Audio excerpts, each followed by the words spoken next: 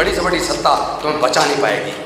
केंद्र की सरकार को ललकार रहा हूँ आप सबके सामने, कैमरे के सामने, केंद्रीय सरकार के अंदर अगर ताकत है तो जाति जनगणना आर्थिक सर्वे करके दिखा दे, और वो ये भी सर्वे करके दिखा दे किस किस जाति को कितना कितना रिप्रेजेंटेशन मिला है किस किस तरह की नौकरी में, और ये भी सर्वे करके दिखा दे देश के प्राकृतिक संसाधन जल जंगल जमीन कोई अपनी माँ के पेट से लेके पैदा नहीं हुआ उसके अंदर हिस्सेदारी भागीदारी। लेकिन सबसे ज़्यादा जरूरी है ये जो जजमेंट है, ये जजमेंट कॉन्स्टिट्यूशनल जजमेंट नहीं है, ये पॉलिटिकल जजमेंट है, ये राजनीतिक जजमेंट है, ये आपको पूरी तरह खत्म करने की जजमेंट है।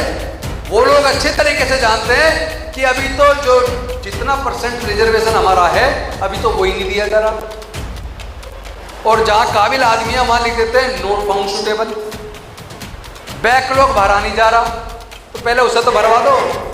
रिजर्वेशन का लाभ सबसे पहले तू ले रहा है तो आंदोलन में पुलिस की लाठी खाने का गोली खाने का काम मजदूर करेगा क्या? भाई लाठी भी तू ही खा। लेकिन मुझे दुख इस बात का है कि अगर रिजर्वेशन ढंग से फॉलो भी हो जाए तो जिन लोगों को मिल रहा है और मिलना है या जिन लोगों का छिन रहा है वो ना तो इन धरने प्रदर्शन में आते, ना इन सभाओं में आते, इनमें भी ज़्यादातर रिटायर लोग आ रहे हैं या बेचारे मजदूर आ रहे हैं। मजदूर लड़ाई लड़ेगा तो नौकरी की रिजर्वेशन की उनकी मजदूर लड़ेगा या रिटायर आदमी लड़ेगा। लेकिन जिस जवान को नौकरी चाहिए, जो लोग जज बन गए, IAS बन गए, IPS बन गए, IRS बन गए, IFS बन गए, जो क्लास 1 की नौकरी में चले गए, डॉक्टर बन गए, इंजीनियर बन गए, HOD बन गए, प्रोफेसर बन गए, मैं पूछना चाहता हूं वो लोग कहाँ हैं? क्या उनके सारे हक अधिकार की लड़ाई ये गरीब आदमी लड़ेगा क्या, या जो रिटायर हो गए केवल वो लड़ेगा? आपके बच्चों को कौन बताएगा तुम्हारी हकमारी हो रही है? उन्हें तो शायद ये पता भी नहीं है कि ये जजमेंट आ गया और ये जजमेंट क्या है और इसमें आपका नुकसान क्या होना है। कॉलेज का नंबर आता है ना तब पता लगता है उसकी जाति क्या है, फिर सोचते हैं यार मेडिकल कराना, इंजीनियरिंग कराना, कभी नंबर जनरल में ना आए तब उसका कास्ट सर्टिफिकेट बनवाते हैं, तब उसे पहली बार पता लगता है जो पूरी जिंदगी उन्हीं लोगों के साथ बैठ के कहता है रिजर्वेशन बहुत बेकार है, और बाद में उसे पता रहता था मैं भी खुद रिजर्व से हूँ। मतलब उन माँ बाप का तब होश आता है। तो ये शुरू से आज तक जब मैं मंत्री था तब भी, आज विधायक हूँ आज भी, एक आंदोलन बता दो जिसमें मैं आगे सबसे आगे साथियों के साथ ना रहा हो। मैं रह सकता हूं तो बाकी क्यों नहीं रह सकते? उन्हें किस बात का डर है? उनके दिमाग से गुलामी नहीं जा रही तो वो क्या समाज की लड़ाई लड़ेंगे? कर ही नहीं सकता। ये झूठा आरोप है। शर्म आनी चाहिए ऐसे जजों को। मुझे शर्म आती है वो जज का किसने बना दिया ऐसे लोगों को जज? दादा जज, बाप जज, बेटा जज, ये क्लासिफिकेशन यहां भी कर दो कि एक परिवार से एक आ गया तो दोबारा दूसरा नहीं आएगा। वहां 250-300 परिवार ही हाईकोर्ट सुप्रीम कोर्ट के जज बनते जा रहे। तो ये दो तरह की नीति चलने वाली नहीं है। महापुरुषों के चरणों में कोटि-कोटि नमन करते हुए आप समस्त साथियों को क्रांतिकारी जय हिंद विनम्र नमन बुलाएगा। साथियों भी प्रोफेसर रतनलाल ने एक बात को बड़े अच्छे से समझाया, तो जो मुझे बोलना था उसका पार्ट उन्होंने बोल दिया, उसको मैं रिपीट करने में टाइम नहीं लगाऊंगा। लेकिन एक सवाल जरूर करना चाहता हूं सबसे, जितने देश के अंदर अनुसूचित जाति जनजाति पिछड़े वर्ग के हक अधिकार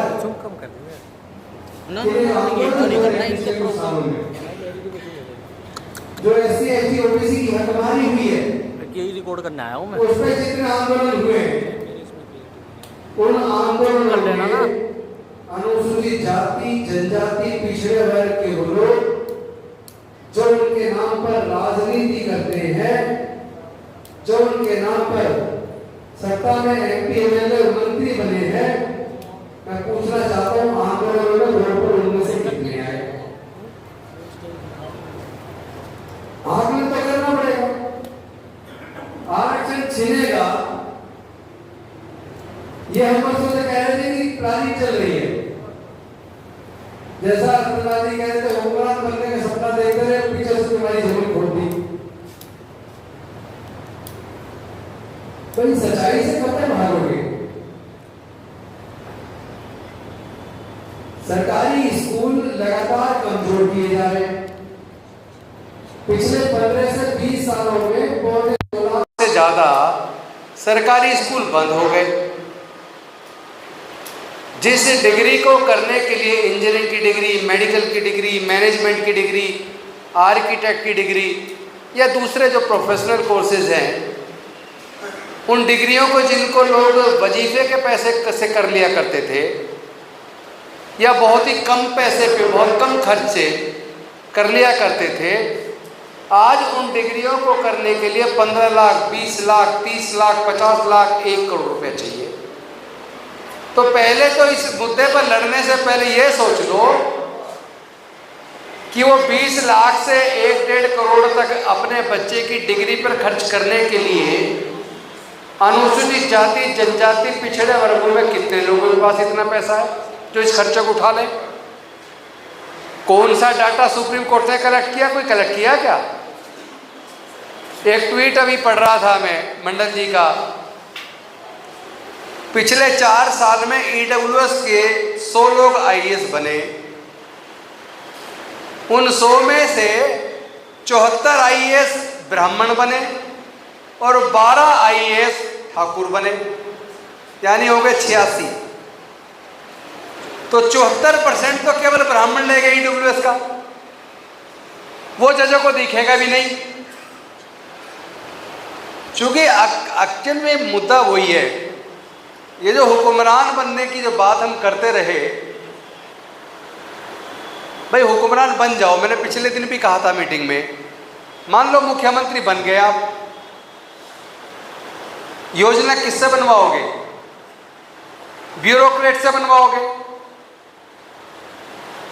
देश के अंदर अगर प्रधानमंत्री यहाँ बन गए और मान लो 81 IAS officer secretary government of India में और 1 कैबिनेट सेक्रेटरी है मान लो, और उन 81 में से अगर 78 स्वर्ण जाति के हैं, यानी आपको प्रधानमंत्री जी को काम उन 81 लोगों से लेना है और 81 में से 78 उस मानसिकता के लोग हैं जिस मानसिकता से आप पीड़ित हो और जिसको डिफीट देकर अपने लोगों के लिए आप तरक्की का मार्ग बनाना चाहते हो।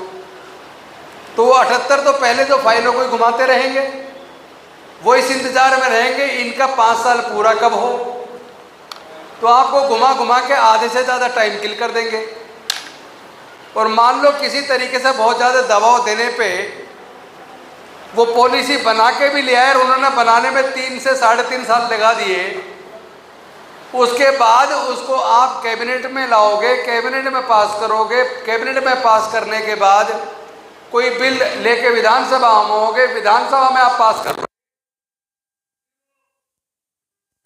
कंसेंट के लिए जो एसेंट लेनी होती है उसके लिए राज्यपाल के पास जाएगा, 1.5 साल राज्यपाल लेके बैठ जाएगा, जैसा पश्चिमी बंगाल में हो रहा है, जैसा तमिलनाडु में हो रहा है, जहाँ या जैसा झारखंड में हो रहा है।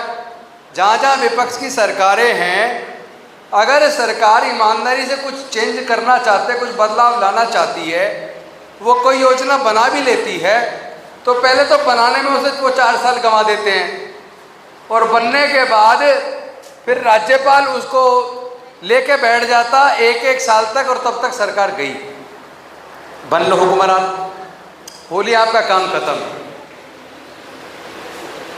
सरकार मैं पूछना चाहता हूं, जो अपनी भी सरकार बनी जिसमें पिछड़ों की भी बनी है, बहुत सारे राज्यों में पिछड़ों के मुख्यमंत्री हैं आजकल, दलित भी बने एक आध, क्या एक ने भी जाति जनगणना करवाई? एक ने भी क्या आर्थिक सर्वे करवाया?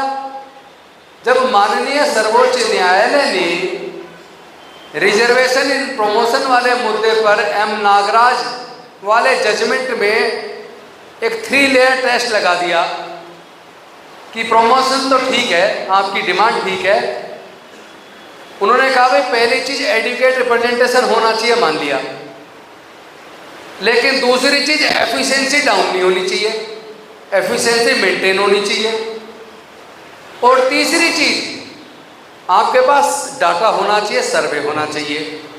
अगर आपके पास डाटा है, सर्वे है कि किस जाति के कितने लोगों को रिप्रेजेंटेशन मिला प्रमोशन में,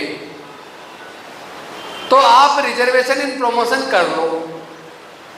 तो मैं पूछना चाहता हूं, जहां पिछड़े वर्ग के मुख्यमंत्री हैं या जहां दलित वर्ग के मुख्यमंत्री रहे हैं, क्या उन्होंने ऐसा कोई सर्वे करवा के ऐसा डाटा के कितने लोग किस किस तरह की नौकरी में हैं, कितने ग्रुप ए में, कितने ग्रुप बी में, कितने सी में, कितने डी में, कितने गवर्नमेंट ऑफ इंडिया में सेक्रेटरीज हैं, कितने स्टेट गवर्नमेंट में सेक्रेटरीज हैं। अभी आपको एक एग्जांपल देके बताऊंगा। एक बार, पहली बार भारत के इतिहास में पहली बार एक हमारे आईएएस ऑफिसर थे माता प्रसाद, उनका नंबर आया कैबिनेट सेक्रेटरी बनने का, पहली बार भारत के इतिहास में। आपको जान के ताज्जुब होगा, उस वक्त की सरकार ने जो कैबिनेट सेक्रेटरी रिटायर हुआ था उसको एक्सटेंशन दे दी 6 महीने की, उधर उसके 6 महीने बढ़ा दिए, इधर 6 महीने में माता प्रसाद रिटायर कर गए। किस हद तक ये जातिवादी लोग षड्यंत्र करते हैं। और हमारे ही अपने एक वकील, हमारी वकीलों की टीम थी जिसको हम लोगों ने मिलकर बनाया था, SC/ST एडवोकेट एसोसिएशन, तो हमारे साथियों ने कैट में केस डाला कि ये गलत एक्सटेंशन दिया 6 महीने का कैबिनेट सेक्रेटरी को। कैट ने उसमें स्टे कर दिया, केंद्र सरकार हाई कोर्ट चली गई और हाई कोर्ट ने उस स्टे को वैकेट कर दिया। वही कोर्ट के जज जब दलितों का, पिछड़ों का, आदिवासियों का मुद्दा आता है तो उनके चक्षु खुल जाते हैं, लेकिन जहां दलितों का, पिछड़ों का, आदिवासियों की हकमारी होती है वहीं वो जज सो जाते हैं। जब किसी मुस्लिम की, दलित की, पिछड़े की, आदिवासी की जमानत का मुद्दा आता है तो एक लाइन लिखी जाती है, the offence is of a very serious nature, there is every apprehension of tampering with the prosecution witnesses, investigation is yet to be completed, hence I decline to grant bail. लेकिन जब मुद्दा किसी स्वर्ण जाति का आता है तो आता क्या लिखते हैं, 3 line, investigation has almost completed, there is no apprehension tampering with the prosecution witnesses, hence I grant bail, I incline to grant bail. यानी सोच का फर्क है, जिसको मना करना मना कर दो, जिसको देना दे दो, डिस्क्रेशन आपकी है। तो जब आप ही का जुडिशियस कैरेक्टर नहीं है, आप ही लोगों को देखो, आपने देखा होगा 2020 में मार्च के महीने में उत्तरी पूर्वी दिल्ली में दंगे हुए। सबको पता है दंगे कराने वाला कितना बड़ा नेता है, जो आज भी भारत सरकार में सबसे बड़ा मंत्री है। दंगे करवाने के पीछे वो दंगे करवाए सत्ताधारी पार्टी के लोगों ने बाहर से बुला के, और उन दंगों में जो गिरफ्तार हुए लोगों में ज्यादातर, आपको जान के ताज्जुब होगा, दलित समाज के और मुस्लिम समाज के लोग हैं। और जो इंटेलेक्चुअल मुस्लिम समाज के हाईली एजुकेटेड, जो अपने लोगों को जागरूक करने की बात कर रहे हैं, वो 4-4 साल से जमानत का ऑर्डर का इंतजार कर रहे हैं। उनकी जमानत पर सुनवाई नहीं हो रही, जमानत नहीं हो रही। लेकिन जिन लोगों ने जाके आग भड़काई, दंगे भड़काने का भाषण दिए, भड़काऊ भाषण दिए, वो लोग सत्ताधारी पार्टी से जुड़े हैं, उन पे कोई मुकदमा भी दर्ज नहीं हुआ, पुलिस ने भी मना कर दिया दर्ज करने से। और जब कुछ लोग कोर्ट में गए तो कोर्ट ने भी मुकदमा दर्ज करने की डायरेक्शन से मना कर दिया। पर कह रहे हैं भैया जातिवाद नहीं है, ये जातिवाद नहीं तो क्या है? आप अगर कोर्ट में बैठ के भी जातिवाद खुलेआम कर रहे हो तो न्याय की उम्मीद किससे करें? लेकिन दुख की बात यह है कि इस रिजर्वेशन का फायदा केवल वो लोग ले सकते हैं जो बहुत अच्छे से पढ़ रहे हैं, बहुत मेहनती हैं, बहुत ज़्यादा इंटेलिजेंट हैं। क्योंकि with in SC ST OBC भी बहुत तगड़ा टफ कंपटीशन है। आप चाहे सिविल सर्विसेज का रिजल्ट उठा के देख लो, उसमें जो रिटर्न नंबर आते हैं वो देख लो, और इंटरव्यू का आते हैं वो देख लो, जिस जनरल कैटेगरी के रिटर्न में नंबर SC ST OBC से भी कम आते हैं, इंटरव्यू में उसको भी SC ST से 50-50 नंबर फालतू मिल जाते हैं। मेरिट तो 1 मिनट में 0 कर दिया आपने। लेकिन मुझे दुख इस बात का है कि अगर रिजर्वेशन ढंग से फॉलो भी हो जाए तो जिन लोगों को मिल रहा है और मिलना है, या जिन लोगों का छिन रहा है, वो ना तो इन धरने प्रदर्शन में आते, ना इन सभाओं में आते। इनमें भी ज़्यादातर रिटायर लोग आ रहे हैं या बेचारे मजदूर आ रहे हैं। मजदूर लड़ाई लड़ेगा तो नौकरी की रिजर्वेशन की उनकी, मजदूर लड़ेगा या रिटायर आदमी लड़ेगा। लेकिन जिस जवान को नौकरी चाहिए, जो लोग जज बन गए, IAS बन गए, IPS बन गए, IRS बन गए, IFS बन गए, जो क्लास 1 की नौकरी में चले गए, डॉक्टर बन गए, इंजीनियर बन गए, HOD बन गए, प्रोफेसर बन गए, मैं पूछना चाहता हूं वो लोग कहाँ हैं? क्या उनके सारे हक अधिकार की लड़ाई ये गरीब आदमी लड़ेगा क्या, या जो रिटायर हो गया केवल वो लड़ेगा? आपके बच्चों को कौन बताएगा तुम्हारी हकमारी हो रही है? उन्हें तो शायद ये पता भी नहीं है कि ये जजमेंट आ गया और ये जजमेंट क्या है और इसमें आपका नुकसान क्या होना है। कौन बताएगा उनको? माँ बाप, मैंने ऐसे लोग देखे जो बड़ी बड़ी कुर्सी पे पहुंच गए रिजर्वेशन का लाभ लेके, लेकिन अपने उनके बच्चों को जब कॉलेज का नंबर आता है ना, तब पता लगता है उसकी जाति क्या है।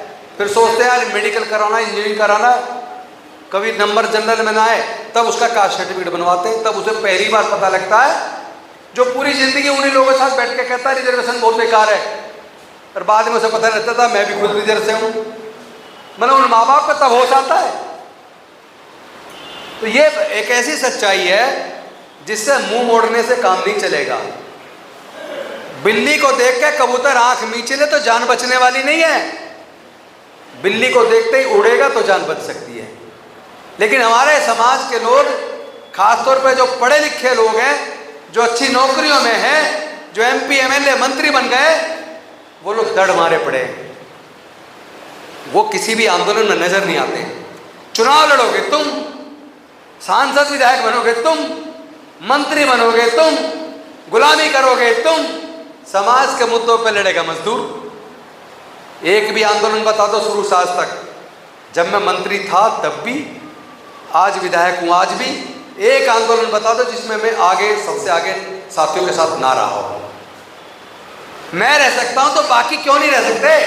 उन्हें किस बात का डर है? उनके दिमाग से गुलामी नहीं जा रही तो वो क्या समाज की लड़ाई लड़ेंगे? क्या वो संसद विधानसभा में समाज की लड़ाई लड़ेंगे? जो सिर्फ इसी बात से डरते रहते हैं यार मेरा टिकट कट जाएगा अगर मैं बोलूंगा तो। अरे तुझे टिकट ना भी कटा, तू जीत भी गया तो भी मुर्दे के बराबर है। ऐसे मुर्दों से उम्मीद करने की जरूरत नहीं है। हमें मिल के जुट होकर लड़ना पड़ेगा। ऐसे लोगों को सबक सिखाना पड़ेगा, घरों से बाहर निकालना पड़ेगा और उनको कहना पड़ेगा आंदोलन चल रहा है, तू घर में क्या कर रहा है, हमसे आगे तू चल, गोली चलेगी तो तू पहले खाना। अरे जब इस रिजर्वेशन का लाभ सबसे पहले तू ले रहा है तो आंदोलन में पुलिस की लाठी खाने का, गोली खाने का काम मजदूर करेगा क्या?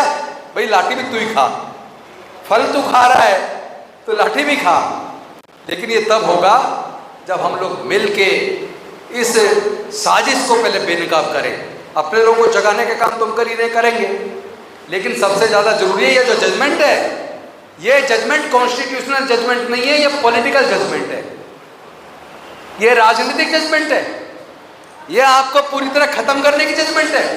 वो लोग अच्छे तरीके से जानते हैं कि अभी तो जो जितना % रिजर्वेशन हमारा है अभी तो वही नहीं दिया जा रहा, और जहां काबिल आदमी है वहां लिख देते हैं नोट फाउंड सुटेबल, बैकलॉग भरा नहीं जा रहा। तो पहले उसे तो भरवा दो, उसके बाद सब कैटेगराइजेशन, सब क्लासिफिकेशन की बात कर लेना। लेकिन ये EWS में भी क्लासिफिकेशन कर दो। क्या सारी तुम्हारा सब कुछ, सारे तीर हमारे ही खिलाफ चलते हैं, हमारे सीने पे चलते हैं? लेकिन हमारा सीना फौलाद का सीना है। हम लोग तो मजदूर तबके से निकल के आए, हजारों साल की गुलामी झेली है। आप हमारा कुछ बिगाड़ नहीं पाओगे। जो तुम कर रहे हो वो तुम्हें काटना पड़ेगा। कोई बड़ी से बड़ी कुर्सी, बड़ी से बड़ी सत्ता तुम्हें बचा नहीं पाएगी। केंद्र की सरकार को ललकार रहा हूँ आप सबके सामने, कैमरे के सामने। केंद्रीय सरकार के अंदर अगर ताकत है तो जाति जनगणना आर्थिक सर्वे करवा के दिखा दे, और वो ये भी सर्वे करके दिखा दे किस किस जाति को कितना कितना रिप्रेजेंटेशन मिला है किस किस तरह की नौकरी में, और ये भी सर्वे करके दिखा दे देश के प्राकृतिक संसाधन जल जंगल जमीन कोई अपनी माँ के पेट से लेकर पैदा नहीं हुआ, उसके अंदर हिस्सेदारी भागीदारी दलित पिछड़े आदिवासी की कितनी है और वो 10-12% की कितनी है। सारे आंकड़े ले तो आओ, करके दिखाओ, जाति जनगणना आर्थिक सर्वे करके दिखाओ, पता तो चले किसके हिस्से में क्या आया, किसकी जनसंख्या कितनी है, उसे मिल कितना गया। उसके बाद आके कर लेना सब क्लासिफिकेशन। हम भी तैयार है, हम भी चाहते हैं कि कोई पीछे ना रहे, सब साथ मिल के आगे बढ़े। लेकिन ऐसे केवल ये इस तरह के जजमेंट करवा के, मैं कहूँगा करवा के, चूंकि ये जुडिशियस जजमेंट मुझे नजर नहीं आ रहा, इसमें एप्लीकेशन ऑफ माइंड मुझे नजर नहीं आ रहा, without application of mind on the basis of faith. जैसा डॉक्टर रतन लाल जी के तो आस्था के ऊपर है, जैसा बाबरी मस्जिद वाला मैटर वो आस्था के ऊपर, एविडेंस के ऊपर तो था नहीं। तो सुप्रीम कोर्ट के जज जब आस्था के आधार पर जजमेंट करेंगे, जैसा मैं अभी पीछे कह रहा था बाहर, एक ऐसा केस मैंने देखा जिसमें दलित महिला का बलात्कार हुआ और हाई कोर्ट के जज ने उस केस में अपराधी को यह कह के आरोप मुक्त कर दिया, बरी कर दिया कि कोई अपर कास्ट स्वर्ण जाति का आदमी अछूत के साथ, दलित के साथ रेप कर ही नहीं सकता। ये झूठा आरोप है। शर्म आनी चाहिए ऐसे जजों को, मुझे शर्म आती है। वो जज का किसने बना दिया ऐसे लोगों को जज? दादा जज, बाप जज, बेटा जज। ये क्लासिफिकेशन यहां भी कर दो कि एक परिवार से एक आ गया तो दोबारा दूसरा नहीं आएगा। वहां 250-300 परिवार ही हाईकोर्ट सुप्रीम कोर्ट के जज बनते जा रहे हैं। तो ये दो तरह की नीति चलने वाली नहीं है। ज्यादा से ज्यादा कंटेम्प्ट ऑफ कोर्ट करके हमें जेल में डाल सकते हो। हम ये जेल वेल से नहीं डरते, हम अपने दलित पिछड़ा आदिवासी के हक अधिकार की लड़ाई लड़ेंगे। इसके लिए जो भी कुर्बानी देनी पड़े हम देंगे, हम डरने वाले लोग नहीं हैं। कंटेम्प्ट ऑफ कोर्ट को 6 महीने, 1 साल, 2 साल, तुम 6 साल जेल में रख दो। आप हमें जेल में रख सकते हो, हमें गोली से मार सकते हो, हमारे विचार को नहीं मार सकते। हमारा विचार जिंदा भी रहेगा, आगे भी बढ़ेगा। आज नहीं तो कल ऐसे जातिवादी लोगों को सबक सिखाया जाएगा। दिमाग से हम भी बुद्धि से लड़ेंगे। तुम बुद्धि से अब तक जीतते आए हो, अब हम भी बुद्धि से लड़ेंगे। हम किसी भी सूरत में दलित पिछड़ा आदिवासियों के बीच ये बंटवारा स्वीकार नहीं कर सकते। हमें एकजुट होकर लड़ना है, किसी बहकावे में नहीं आना है और इनका पर्दाफाश करना है। क्योंकि कुछ लोग तो हमारे खुश हो रहे हैं ना, बहुत अच्छा जजमेंट है, अब हमें भी कुछ मिल जाएगा। कहाँ से मिलेगा? कौन देगा? क्या पैमाना होगा? सर्वे है क्या?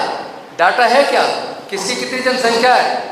ये सारा सामने लाने में नानी मर जाएगी इस केंद्र की सरकार की, राज्य सरकारों की। करके तो दिखाए। सच्चाई कुछ और है। सच्चाई ये आपको कुछ देना ही नहीं चाहते हैं, ये उलझा कर रखना चाहते हैं ताकि आप अपने हक की बात ना कर सको, अपना हिस्सा ना मान सको, ताकि आप विकास और प्रोग्रेस के बारे में, डेवलपमेंट के बारे में ना सोच सको, सरकार से अपने असल मुद्दों पर ना लड़ सको। आपका ध्यान भटकाना चाहते हैं। आपको कभी बाबा साहब की प्रतिमा हटा के उसमें लड़वा देंगे, कभी एट्रोसिटीज एक्ट को डाइल्यूट करेंगे, उसमें लटका देंगे, कभी गुरु रविदास जी का मंदिर तोड़ेंगे, उसमें लटका। मतलब हम अपनी सारी एनर्जी एक मुद्दा एक साल में उसमें लगाते रहे और सारा देश का माल ये लूट के खाते रहे, ये लूट के खाते रहे। दो केवल पूंजीपति पूरे दुनिया में सबसे अमीर बना दिए। तुम्हारा यही एजेंडा बस। अरे बाकी जो दलित पिछड़ा आदिवासी उनके हिस्से में क्या आया? तो देश तो तरक्की तब करेगा ना जब देश के सब लोग तरक्की करेंगे। 2 आदमी तरक्की कर लें, 1% लोग तरक्की कर लें, 98% बिल्कुल बेकार हो जाए। तो देश तो गर्त में जा रहा है। और ये तो कह रहे हैं ना विश्व गुरु बन रहे, विश्व गुरु कुछ नहीं बन रहे, ये गुरुगंटाल बना रहे हैं देश को, देश का सत्यानाश कर रहे हैं। और इनके खिलाफ लड़ना पड़ेगा। हम मिलकर लड़ेंगे, जीतेंगे। निराश होने की जरूरत नहीं है, आशावान रहिए। और मैं रतन लाल जी को कहना चाहता हूँ, आप भी निराश मत होइए, अपनी बात कहते रहिए।